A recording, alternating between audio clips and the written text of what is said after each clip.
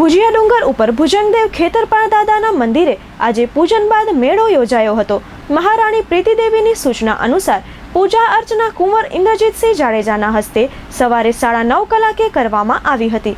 ભુજંગદેવના પૂજારી વાઘજીભાઈ સંજોટ કુંવરને તિલક કર્યું હતું। ત્યાર પછી સર્વે જ્ઞાતિના લોકો ખેતરપાળ દાદાના દર્શન કરી ભુજંગદેવના આશીર્વાદ મેળવ્યા હતા।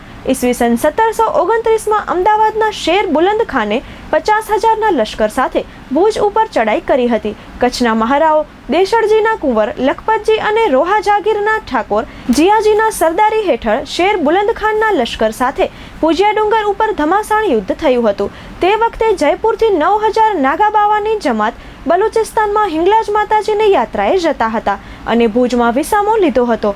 તેઓને વિદેશી આક્રમણની ખબર મળતા યુદ્ધમાં ભુજના રક્ષણ માટે લડ્યા હતા।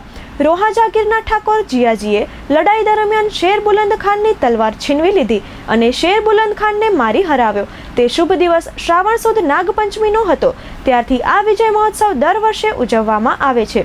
આ શુભ દિવસે રાજ પરિવારની શાહી સવારી દરબારગઢથી નીકળતી અને ભુજિયા ડુંગર ઉપર જઈ ખેતરપાળ દાદાની પૂજા અર્ચના કરતી।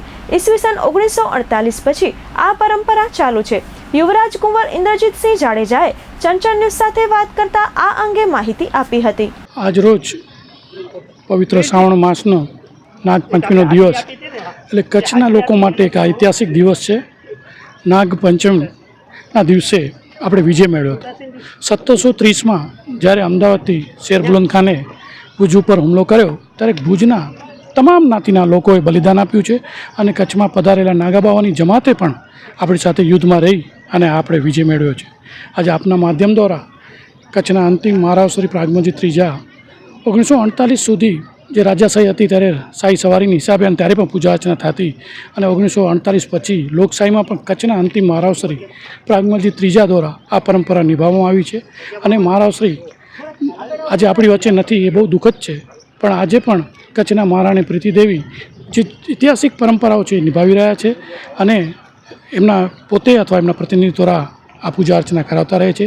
કારણ કે એમનો એક જ નિયમ છે કે આપણો ઇતિહાસ ભૂલાવો ન જોઈએ, કારણ કે ઇતિહાસ ભૂલાઈ જશે તો આપણી અસ્મિતા ખતમ થઈ જશે। એટલે આપના માધ્યમ દ્વારા કચ્છના મહારાણી પ્રીતિદેવી શ્રાવણ માસની અને નાગપંચમીની શુભેચ્છા પાઠવી છે અને સૌ કચ્છીઓ માટે આજે નાગદેવતા પાસે પ્રાર્થના પણ કરી છે કે કચ્છમાં સુખ શાંતિ અને સમૃદ્ધિ આવે અને કચ્છમાં કોઈ પણ જાતની આફત ના આવે એવી દાદા પાસે પ્રાર્થના છે।